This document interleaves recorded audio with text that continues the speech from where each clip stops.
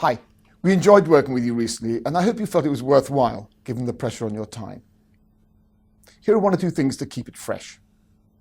Firstly, remember this is about influence. It is not an opportunity, or you should not make it an opportunity, to dump data.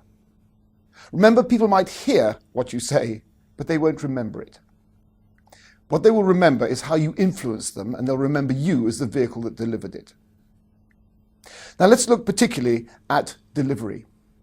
What you're trying to do is to make it conversational.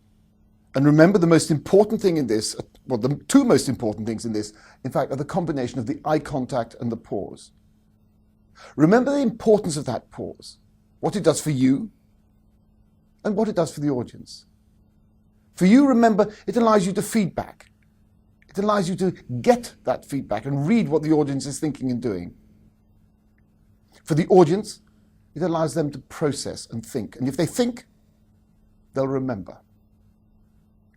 It's also vitally important for your gravitas, because uncomfortable people, people who are nervous, do not do silence. They cannot pause, and they're not good at holding eye contact.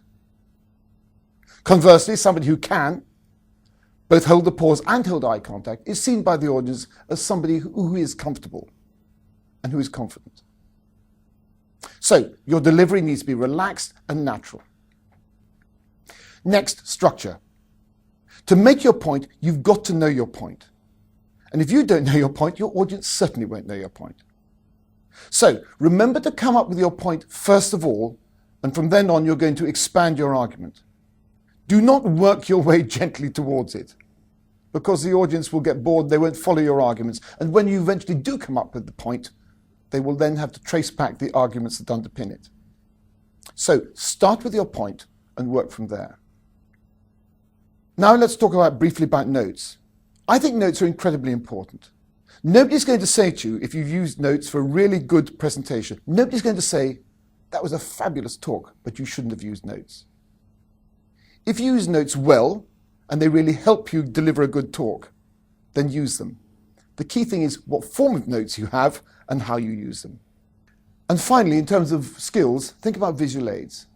Think how they can work in your favor and how they can get in the way. And more often than not, they get in the way. Remember what a powerful attractor they are. If you put a visual aid up or a slide up, you're saying to people, look at it. When you're talking, you're saying to people, listen to me. The trouble is that people are not very good at listening and reading at the same time, and that's exactly what you're inviting them to do.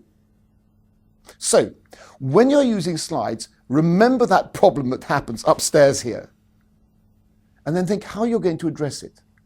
Because what you want people to go away remembering is you as a really clever, intelligent expert, not as an overpaid slideshow operator. In broad terms, you should be speaking at as high a level as possible that both your audience and your subject dictates. Keep it high and give the detail out in notes afterwards. And when you're talking, illustrate as much as you possibly can with stories and examples. And of course, the very best stories are your own, because not only are they authentic, but they also build your brand and your profile. Now, the key thing after this program is to practice. Do look for every possible opportunity to practice talking both internally and externally, because it's only with practice that you get comfortable and you will get good, and it'll become second nature to you. Okay, so finally, the most important thing is go out and practice it. The more you do it, the more comfortable you become. Thank you.